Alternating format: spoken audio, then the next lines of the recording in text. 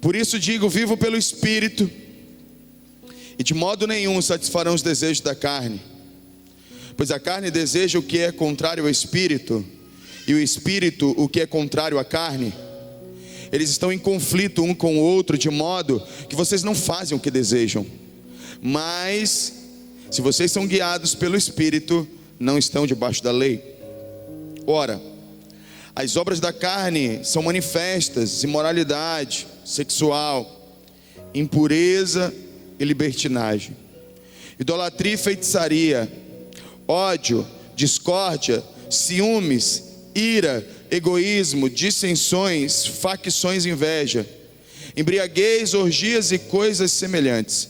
Eu os advirto, como antes já os adverti. Não era a primeira vez que Paulo estava dizendo isso para eles: aqueles que praticam essas coisas não herdarão o reino de Deus. Mas o fruto do Espírito é amor, alegria, paz, paciência, amabilidade, bondade, fidelidade, mansidão e domínio próprio. Contra essas coisas não há lei. Os que pertencem a Cristo Jesus crucificaram a carne com as suas paixões e os seus desejos. Se vivemos pelo Espírito, andemos também pelo Espírito. Não sejamos presunçosos, provocando uns aos outros e tendo inveja uns dos outros. Querido Espírito Santo, nos traz a revelação de que precisamos desse texto aos nossos corações, em nome de Jesus. Amém. Paulo está nos convidando a viver uma vida pelo Espírito. E nós temos em Gálatas um diagnóstico. Esse diagnóstico, ele colocou duas listas, e nessas duas listas nós podemos tentar fazer um diagnóstico de nós mesmos. Inclusive o próprio apóstolo Paulo, ele recomenda que a gente faça periodicamente algum tipo de revisão da nossa vida, onde a gente possa parar, avaliar a nossa vida, para ver se a gente ainda está em Cristo. E uma das maneiras de fazer isso seria ler esse texto. Ler o texto de Gálatas 5, do 16 em diante, vai nos dar ali mais ou menos uma dimensão de quem governa a nossa vida, se a carne ou se o Espírito.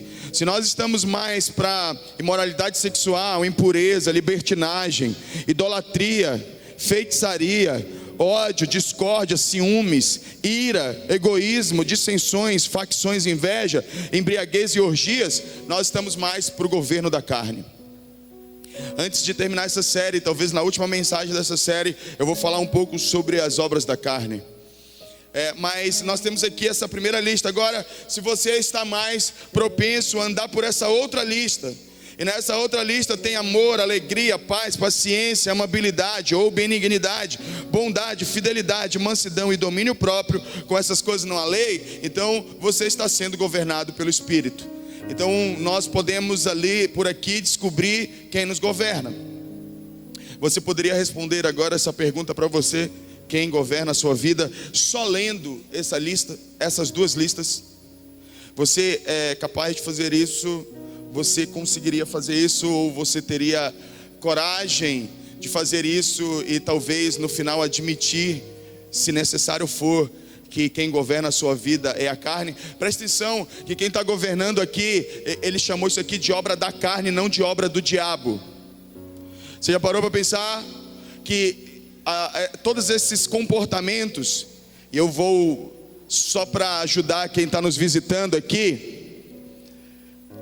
Paulo ele usa uma analogia de uma árvore que produz frutos, e ele está dizendo assim: olha, o fruto do Espírito, aí ele dá uma lista de comportamentos ou de virtudes que estão presentes na vida daqueles que andam pelo Espírito. Aí ele fala sobre, usa uma outra analogia sobre obra da carne. Obra porque é algo que a gente produz, não é o diabo que produz. A obra é algo que pode ser produzido, o fruto não é produzido pelo homem, mas a obra é produzida pelo homem. Por isso que ele usa analogias diferentes. Por que ele não chamou de fruto da carne e fruto do Espírito? Porque, na verdade, andar por essa primeira lista é uma escolha nossa. Agora, andar pela segunda lista já não é tão uma escolha assim. Eu vou explicar isso para vocês de maneira mais simples possível. Eu vou chamar duas pessoas para me ajudar aqui. Eric, vem aqui. E vem aqui, Elcio.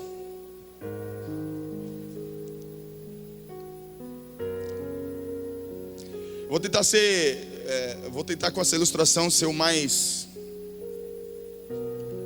Irmão Elcio está quase para entrar no teatro, porque toda vez ele é meu ator aqui.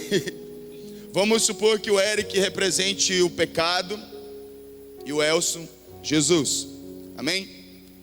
Então, se eu estou vivendo, olhando para o pecado, por consequência e obrigatoriamente, eu dou as costas para Jesus.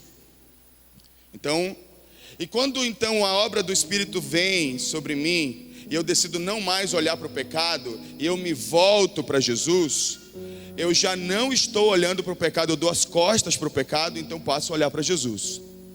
Agora, observe que, embora eu já tenha dado as costas para Jesus, eu preciso caminhar para me aproximar cada vez mais dele. E é natural que à medida que a gente se aproxime de Cristo, a gente perceba ainda mais falhas em nós. Tem muita gente que erra na vida cristã porque ele pensa assim: bom, quanto mais eu tento me aproximar de Deus, mais eu percebo que eu sou pecador. É isso mesmo, tá certo, não tem nada de errado nisso não. Quanto mais pecador você se sentir ao se aproximar de Jesus, tá certo.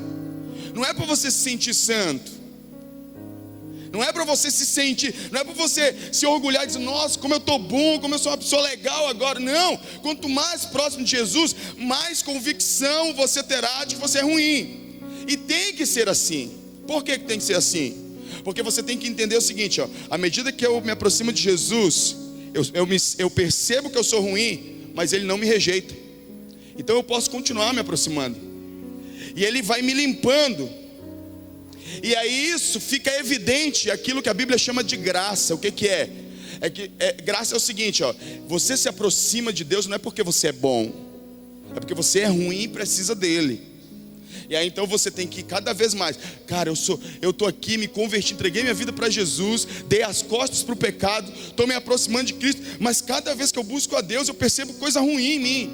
Beleza, você está na direção certa, continua caminhando, cara, não tem nada errado com isso. Tem nada errado, é isso que tem que acontecer. Agora, você não pode se sentir culpado e dizer assim: bom, vou me afastar dele um pouquinho, vou tentar me consertar aqui, e aí depois eu volto para perto dele. Eu te pergunto, se fosse para fazer isso, para que Jesus? Se é Ele que te limpa, se é Ele que te cura, se é Ele que te liberta, se é Ele que te restaura, então qual é o nosso papel? À medida, eu vou fazer uma analogia, eu vou fazer aqui um teatro aqui pra gente entender, porque é como fica na minha cabeça, cara. Até porque todas as vezes que eu lembro de Mateus 5, que diz: bem-aventurados os pobres de espírito, porque deles é o reino do céu. A palavra pobres lá é pitocos, e pitocos é a imagem de um mendigo se arrastando e pedindo socorro mesmo. Então vamos parafrasear Mateus 5: bem-aventurados os mendigos que precisam de socorro, porque deles é o reino do céu.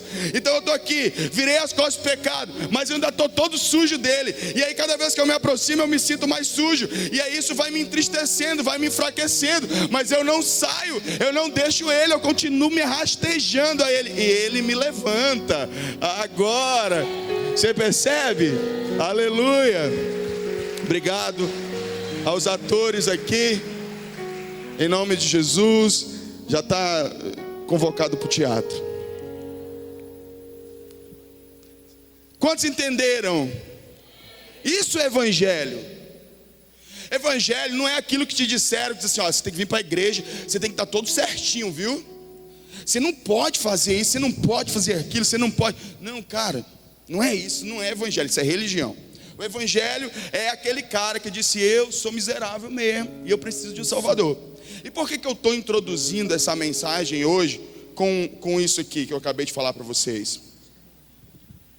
Porque para falar de fidelidade, é importante entender o que Jesus fez por nós. É importante a gente entender a obra que Ele fez em nosso favor. E a partir desse momento, quero que você entenda, nós vamos falar de fidelidade, você vai entender o que eu quero dizer. Porque a palavra, e aí só para contextualizar os nossos visitantes, Gálatas 5:22 diz: mas os frutos do Espírito é amor, já falamos de amor. Alegria, já falamos de alegria. Paz, já falamos de paz. Paciência, benignidade, bondade. E hoje vamos falar sobre fidelidade, que é o próximo fruto, o próximo aspecto do fruto, porque é um fruto só. E qual a palavra no original para fidelidade na Bíblia? É pistes. E a palavra pistes, gente, é a mesma palavra para definir fé. Preste bem atenção. A palavra que define fidelidade aqui é a mesma que define fé. Por exemplo, o adjetivo que a gente usa para alguém que anda em fidelidade é fiel. A gente chama aquela pessoa que anda em fidelidade de uma pessoa fiel. Por isso que normalmente quando se reúne um grupo de pessoas na igreja, vocês talvez já tenham ouvido esse termo, os fiéis estão reunidos. Por que eles usam a palavra fiéis? Porque fiel é o grupo de pessoas que creem. Então fidelidade e fé é a mesma palavra. Agora, o que ela significa também? Significa alguém que é plenamente confiável, alguém digno de confiança, alguém que é fiel à sua palavra, que não muda. Então, vamos lá, entender o processo aqui. O que é fidelidade? Fidelidade é você ser alguém digno de confiança, alguém que, as pessoas ao olhar para nós, elas têm que olhar para a gente e ver que nós somos dignos de confiança, que elas podem confiar em nós. Agora a pergunta é, como é que a gente faz isso? E aí é nessa junção de coisas que a gente vai descobrir. Porque para eu ser digno de confiança, eu preciso primeiro crer naquele que me salvou. Você jamais, nem eu nem você, seremos capazes de desenvolver um caráter de fidelidade enquanto não crermos em Deus, que é fiel.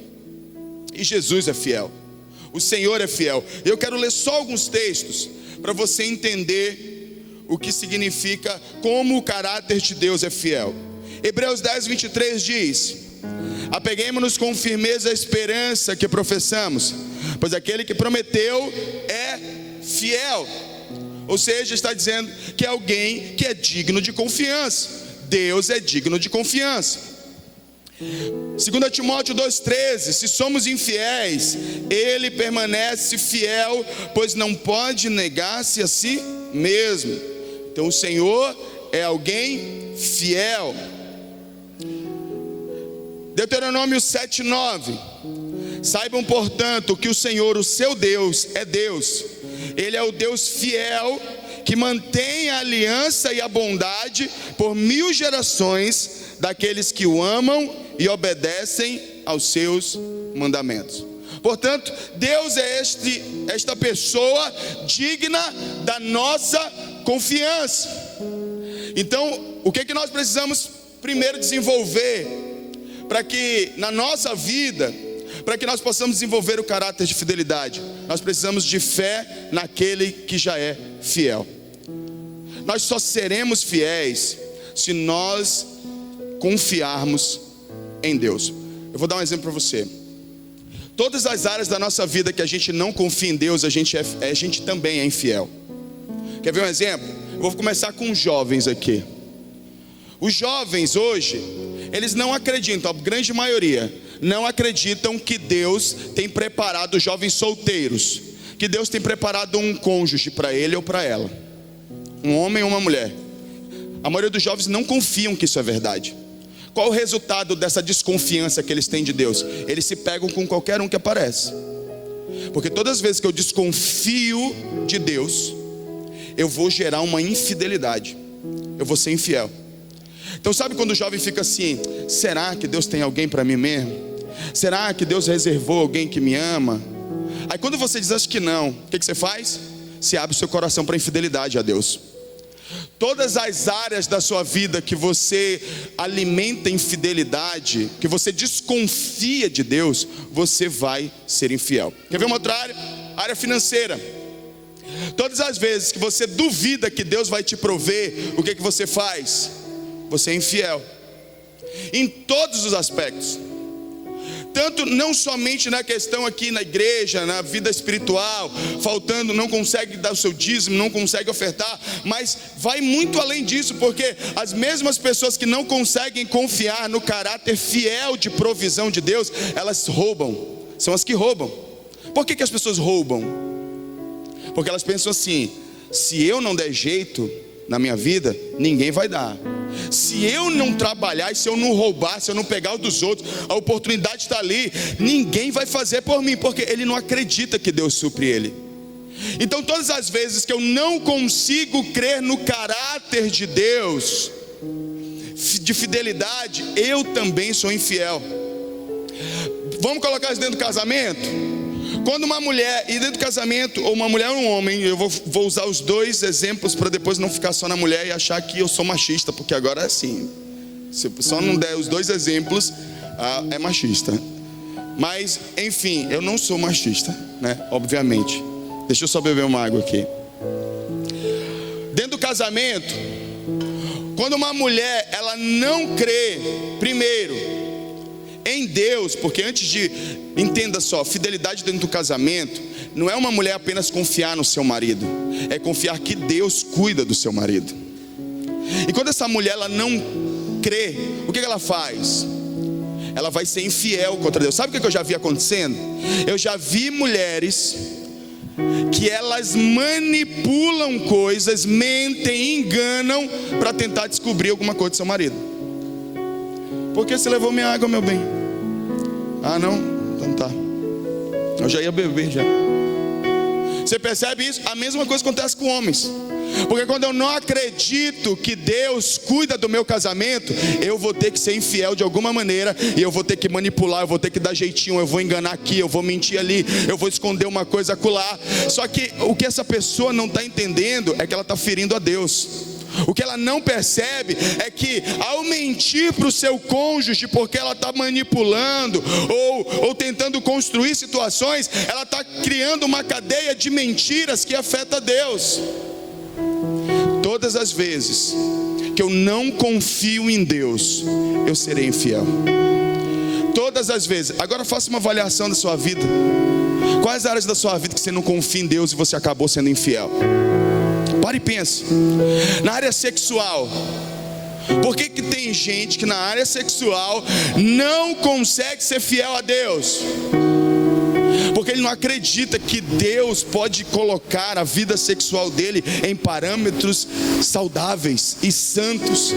Então ele desenvolve na sua mente assim: não consigo. Então ele se joga na imoralidade, no adultério, na pornografia, no que seja lá o que for, porque ele não consegue acreditar que Deus irá transformá-lo. Ele não consegue acreditar no caráter fiel de Deus, e acaba se tornando uma pessoa infiel.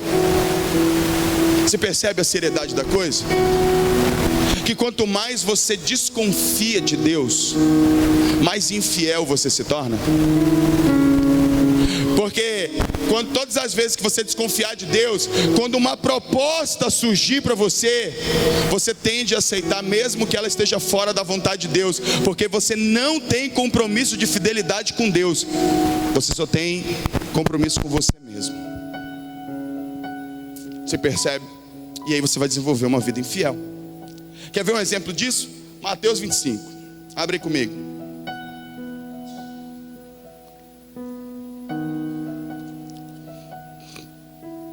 Vamos ler a partir do versículo 14.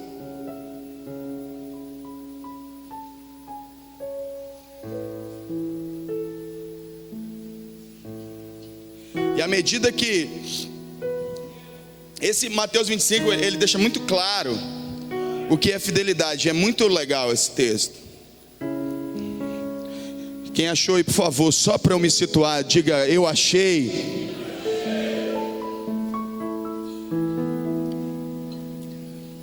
Sabe o que eu acho legal, que eu percebo às vezes? É uma sensação.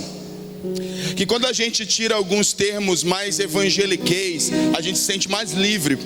Quando eu digo assim, quem achou diz amém. Diz, amém. Só os crentes dizem amém, né? Os que se acham mais crentes dizem amém. Quando eu digo eu achei, é mais comum para todo mundo, né? E aí é mais fácil dizer eu achei. Mas é isso mesmo, porque acaba que a religião às vezes ela faz esses termos muito evangeliqueis, muito religioso, acaba sendo assim uma linguagem muito exclusiva de um grupo. Mas vamos lá, quem achou Mateus 25, todo mundo já disse achou, né? A partir do versículo 14: e também será como um homem que ao sair de viagem chamou seus servos e confiou-lhes os seus bens. Primeira coisa, o que é fidelidade? Ser digno de confiança. Eu vou até citar um texto só para confirmar isso. Olha o que está escrito em 1 Timóteo 1,12. Dou graças a Jesus Cristo, nosso Senhor, que me deu forças e me considerou fiel, designando-me para o ministério. Em outras palavras, eu agradeço a Deus porque Ele me considerou digno de confiança. Então presta atenção, que para que algumas coisas sejam liberadas sobre a sua vida, Deus precisa olhar para você e dizer, bom, você é digno de confiança. Agora, como é que você se torna digno de confiança? Confiando nele. Você percebe como nunca tem nada a ver com a gente? Você percebe que não tem a ver com o fato de você sair daqui, eu vou ser fiel, eu vou ser fiel, eu vou ser fiel. Não, Deus está dizendo, você tem que ser fiel. Aí você pergunta, Deus, como é que eu faço? Deus diz, crê em mim. Ah, então não tem nada a ver, eu não tenho como produzir isso em mim. Não tem. É você confiando em Deus. É Deus dizendo para você quem você tem que ser e dizendo que Ele vai fazer você ser aquilo que Ele quer que você seja. Você entendeu? Eu espero que tenha entendido. Porque tudo tem a ver com Deus, nada com a gente. A gente só precisa confiar e crer nele, e Ele vai fazer a obra em nós. Você percebe, gente? Esse evangelho ele é isso, cara. Ele é maravilhoso. Você não precisa ficar preocupado. Sabe o que acontece com gente religiosa? Gente religiosa, ela está muito preocupada com a sua performance. É gente ansiosa. Ai, será que eu estou agradando a Deus? Será que eu estou fazendo a coisa certa? Será que Deus está se agradando de mim? Cara, se você é o tipo de pessoa assim, você não está vivendo o evangelho. Você está vivendo uma religião. Porque o evangelho, ele repousa na fé em Cristo. Cristo vai fazer por mim aquilo que eu não sou bom e aquilo que eu sou incapaz. Ela repousa no fato de eu dizer, eu sou incapaz, mas Cristo vai fazer por mim. E é louco, você pensa assim, cara, mas como é que é isso? É por isso que é loucura do evangelho. É porque é louco, gente. É porque não faz o menor sentido para o nosso sistema, para tudo que a gente aprendeu na vida. Aprendeu, menino, se tu não fizer isso aqui, tu não ganha isso aqui. Mas não é assim no evangelho, cara, é tudo diferente. Você não precisa fazer nada a não ser crer em Jesus. Agora vamos para a parábola do talento. Confiar, fidelidade é ser digno de confiança, ser fiel àquilo que falou, a sua própria palavra. Ele diz que ele confiou-lhes os seus bens. A um deu 5 talentos, a outro 2, e a outro 1, a cada um de acordo com a sua capacidade. Em seguida partiu de viagem. O que havia recebido 5 talentos saiu imediatamente, aplicou-os e ganhou mais 5. Também o que tinha 2 talentos ganhou mais 2. Mas o que tinha recebido 1 talento saiu, cavou um buraco no chão e escondeu o dinheiro do seu senhor. Depois de muito tempo, o senhor daqueles servos voltou e acertou conta com eles. O que tinha recebido 5 talentos trouxe os outros 5 e disse, o senhor me confiou 5 talentos, veja que eu ganhei mais 5. O senhor respondeu, muito bom, muito bem, servo bom e fiel. Servo bom, digno de confiança. Te entreguei algo na sua mão e você multiplicou isso aí. Você trabalhou muito bem isso aí, digno de confiança. Depois eu vou falar no final os benefícios da fidelidade sobre as nossas vidas. Aí, vamos continuar. Você foi fiel. Eu vou sempre usar a palavra digno de confiança. Você foi digno de confiança no pouco, eu porei sobre o muito. venha e participe da alegria do seu senhor. Veio também o que tinha recebido 2 talentos e disse: o Senhor me confiou 2 talentos, veja, eu ganhei mais 2. O Senhor respondeu: muito bem, servo bom e fiel, digno de confiança. Você foi fiel no pouco, eu porei sobre o muito. Venha e participe da alegria do seu Senhor. Por fim, veio o que tinha recebido 1 talento e disse: eu sabia que o Senhor é um homem severo, que colhe onde não plantou e junta onde não semeou. Por isso tive medo, saí e escondi o seu talento no chão. Veja, aqui está o que pertence ao Senhor. O Senhor respondeu: servo mau e negligente. Você sabia que eu colho onde não plantei e junto onde não semeei? Então você deveria ter confiado o meu dinheiro aos banqueiros, para que quando eu voltasse, o recebesse de volta com juros. Tire 1 talento dele e entregue-no ao que tem 10, pois a quem tem, mais será dado, e terá em grande quantidade. Mas a quem não tem, até o que tem lhe será tirado. E lancem fora o servo inútil nas trevas, onde haverá choro e ranger de dentes. Bom, a gente percebe que temos 3 pessoas nessa parábola. 2 dessas pessoas foram consideradas boas e fiéis. Um servo bom e fiel, digno de confiança. Um não fez isso. Ele não fez isso por quê? Por causa da visão que ele tinha do seu Senhor. Por que os outros não tinham a mesma visão? Por que eles não olharam para Deus como um homem severo? Por que eles não olharam para Deus? Porque essa era a visão dele. O Senhor é um Deus mau. O Senhor é um Deus que pune. O Senhor é um Deus que castiga. E aí, por ele ter essa visão, ele pega, faz o quê? Ele desconfia do seu Senhor. Ele tem medo do seu Senhor. E ele não multiplica o talento dele. E ele é considerado então alguém que não é digno de confiança.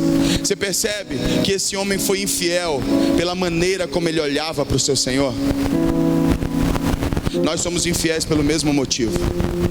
Porque no fundo, embora domingo após domingo nós estejamos aqui, no dia a dia, nos momentos difíceis da nossa vida, nos momentos em que somos desafiados por Deus, nós olhamos no final e dizemos assim: Deus não é tão bom. Deus não me ama, Ele não vai cuidar de mim. Eu não sou bom o suficiente também. Isso também é uma outra mentira.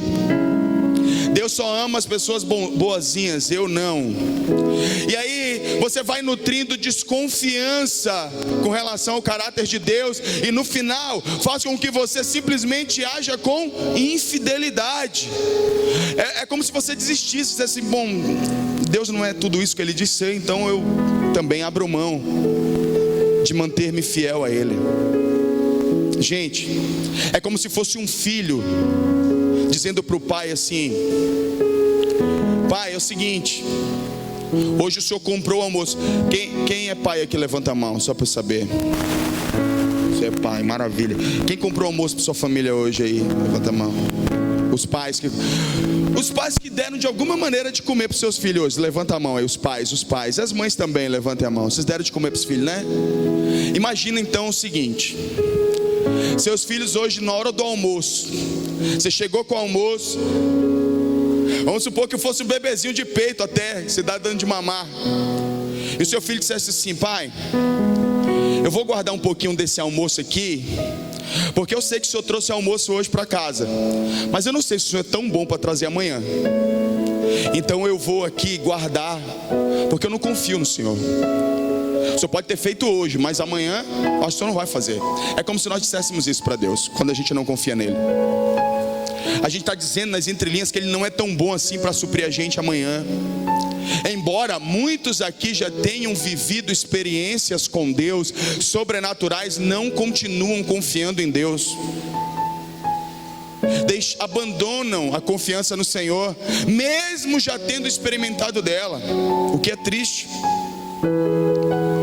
E aí isso tem conduzido você a que lugar? A um lugar de infidelidade com Deus.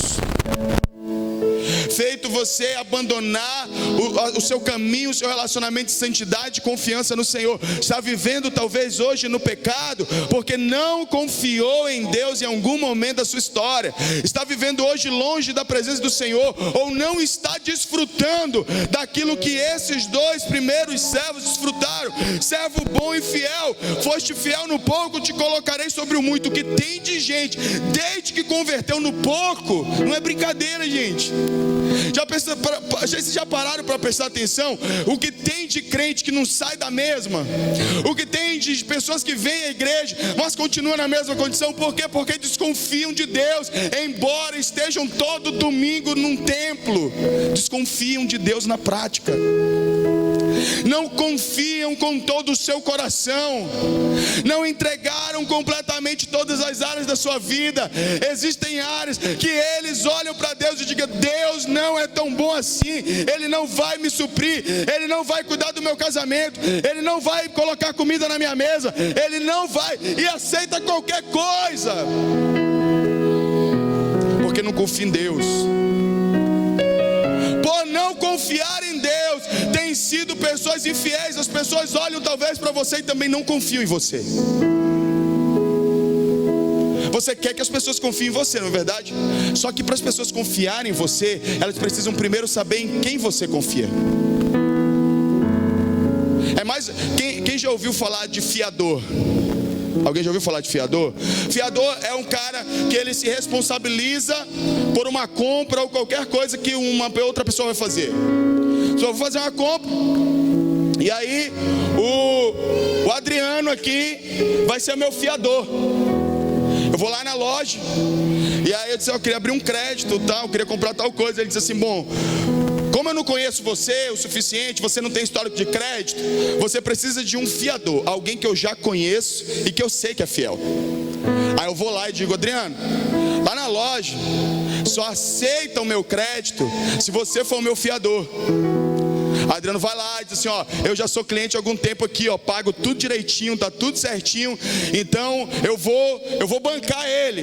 Aí a loja vai lá e me dá um crédito porque confia nele. Sabe por que as pessoas não confiam em você? Porque você não confia em Deus. Porque dependendo de quem você confia, vai revelar o seu caráter de fidelidade. Quantos estão entendendo o que eu estou dizendo? Diga amém.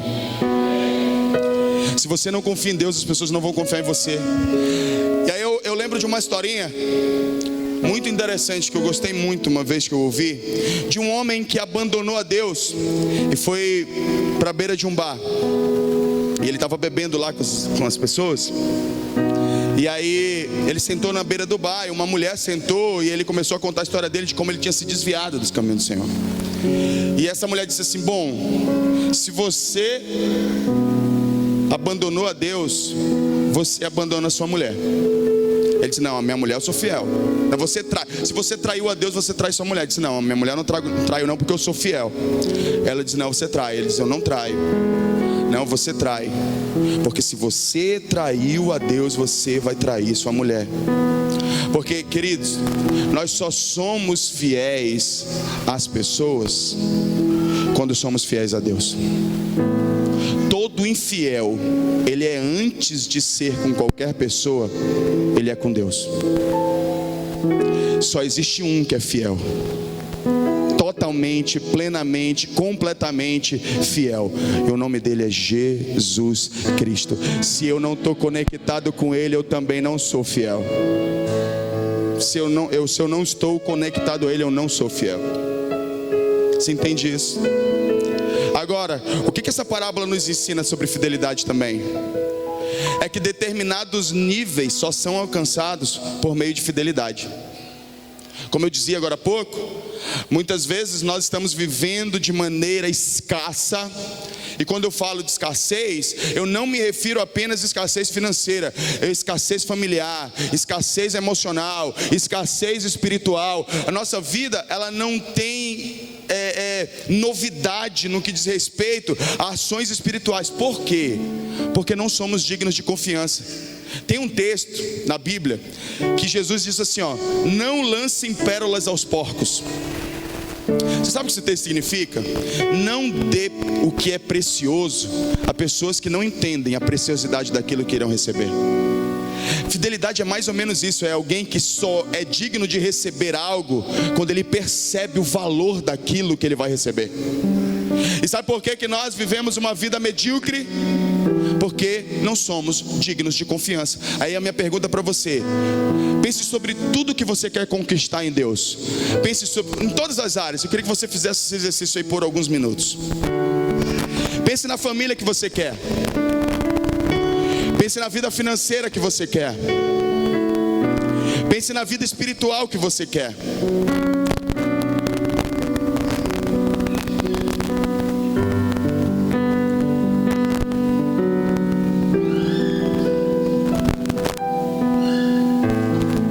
Pensou? Você é digno de confiança de tudo isso que você pensou? Você é alguém que vai mudar ou não vai mudar ao receber isso? Vai se manter firme, fiel, imutável aos seus compromissos? Ou ao receber qualquer coisa dessas que você imaginou na sua cabeça, você muda? Essa é a pergunta dessa noite. Você é digno de confiança para receber aquilo que você tem almejado? Você é digno de confiança? Você é fiel? Deus pode olhar para você e dizer assim: vou dar porque sei que não vai mudar.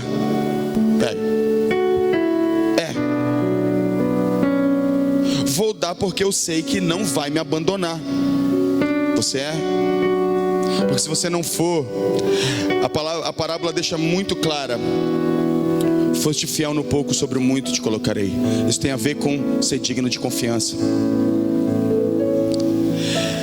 Tem a ver com ser digno de confiança. Sabe por quê? Sabe por que a parábola ele diz ser fiel no pouco e sobre o muito te colocarei? Porque nós tendemos a negligência com aquilo que pra gente não é importante.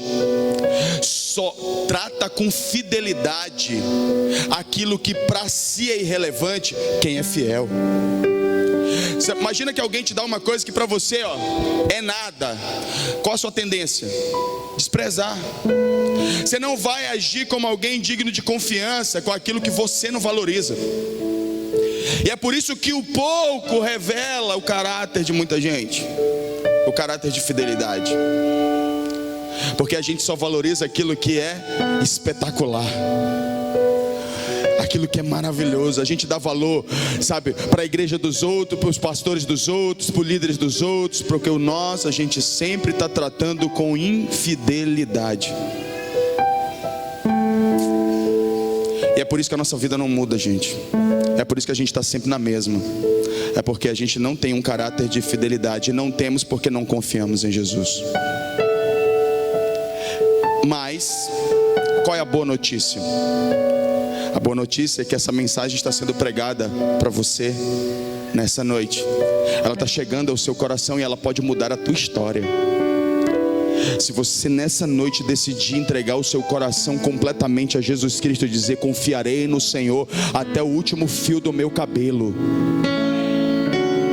você viverá os melhores dias da sua vida. Você entende isso? Convido você a ficar de pé em nome de Jesus.